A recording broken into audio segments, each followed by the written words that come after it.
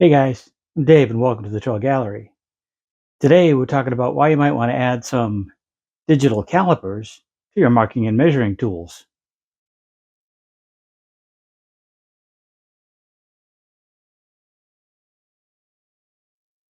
90+% of the time, most of my marking and measuring is done with a tape measure. It's generally as accurate as I need to be because I'm making furniture and not the Hubble's telescope. I also like to use a steel rule. The 6-inch with its clear markings on it make it easy for me to see and get into those tight spaces. But sometimes you just need to get really specific, and that's where calipers come in. I use a relatively inexpensive set of calipers, and they've been working fine for me for the last couple of years. Sure, someday I'd like to update to a Starrett or something like that, but for now, these work great. One of the things about the calipers is they will let you get down to a hundredth of an inch, which you might be thinking, if we're making furniture, why do we need to be that precise? Well, sometimes things that look to be the same thickness really aren't. Let's take a look at some of these pieces I have here on my table. Here you can see I have 3 different pieces of plywood and a piece of walnut, all theoretically 3/4 of an inch thick. Although we know that 3/4 of an inch plywood is never really a full 3/4. But if we use our tape,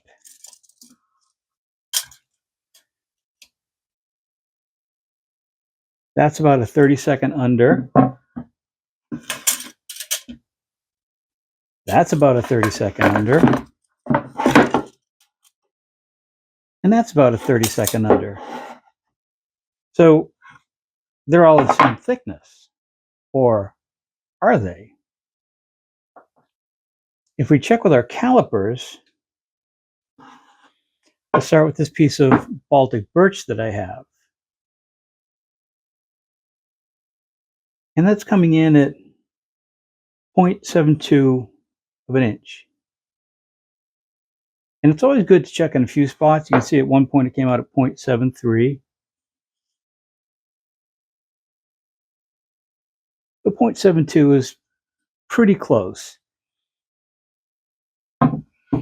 Switching over to this other piece of birch plywood, which is kind of the inexpensive imported stuff, you'll see it's coming in at 0.69.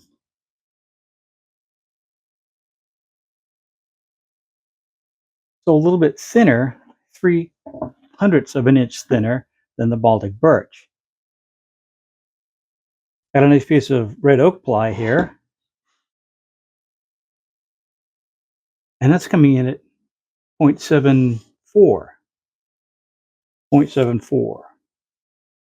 And then here it's 0.73. So again, even with the variations, they're all different sizes. Now looking at this piece of walnut that I just pulled out of the rack, it should be pretty close to 3/4 of an inch. So that's usually where I'm at. 0.74, 0.74, 0.74. So again, for something that I milled myself, 3/4 of an inch is only off by 1/1000th. I'm sorry, it's only off by 1/100th of an inch. So you're thinking, none of them are that different. So what's the big deal? This dado was cut to fit a 3/4 inch piece of stock. One of the cool things about calipers is not only can you use the big paws for outside measurements, but we can use this set of feet for inside measurements. You can see this dado is just a hair oversized, at about 0.75, maybe 0.76. But if we take this piece of walnut and set it in there, you'll see I've got a pretty snug fit, except for this little dip where I kind of bumped when I was cutting the dado. But the sides here are really nice, snug fit.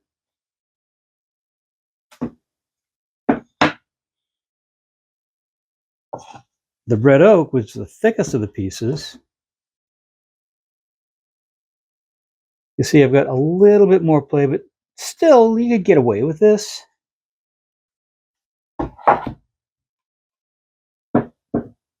Baltic birch, we're starting to see a fair amount of slop because of the difference in thickness. And if we grab that import,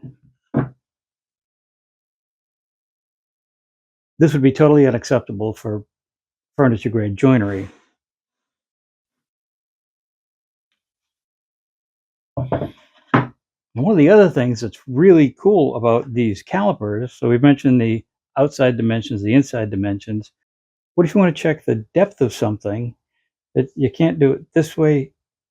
You look at the bottom here. As I move the jaws, that pin slides in and out. So if we want our dado to be 1/4 of an inch, we set it down so it's nice and snug. You see I got this guy at 0.24.